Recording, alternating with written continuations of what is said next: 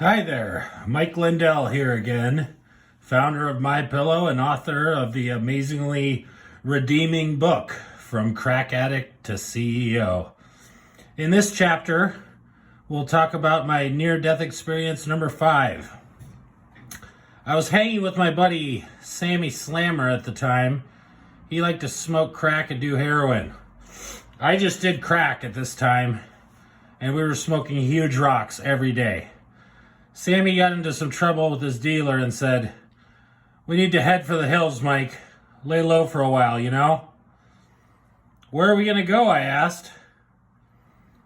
"A little place called Aspen, where the coke is expensive and we might not be able to find crack, but we can get a box of baking soda and take care of that. I have a rich aunt up there, and we can stay at her place and steal shit from her for coke."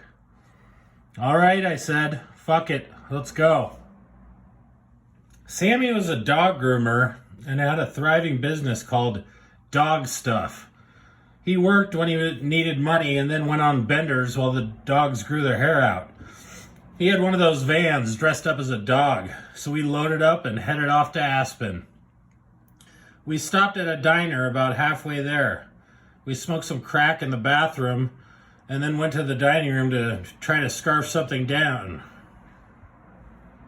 While we were eating and Sammy spilled the salt, I told him, "You know that's bad luck. You have to throw some salt over your right shoulder."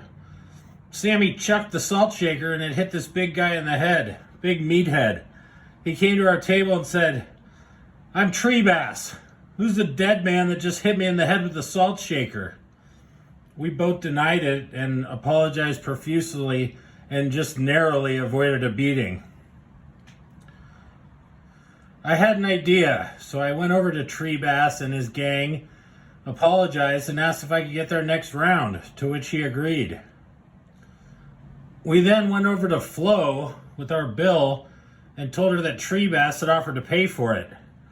"Tree Bass said that?" she asked.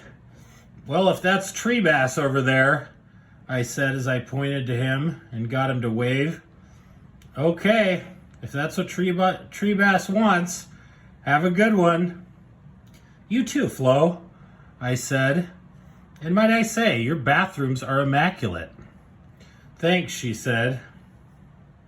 We hightailed it out of there and we're off down the highway. Sammy Slammer was laughing his ass off. "How did you think of that?" he asked. "I saw it in a movie one time," I answered. "So what happened in the movie?" Slammer asked. "They took off and they got away with it?" "No," I said. "They caught them and slit their throats." Sammy was visibly shaken and checked the rearview mirror and screamed, "They're gaining on us, Mike." Suddenly we were slammed by a huge pickup and pit maneuvered off the 2-lane highway.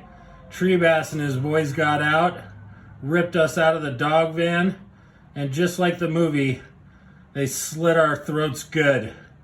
I think one of them peed on us. We laid there to die, but we were found by a ultra marathoner who happened to be trotting by early the next morning.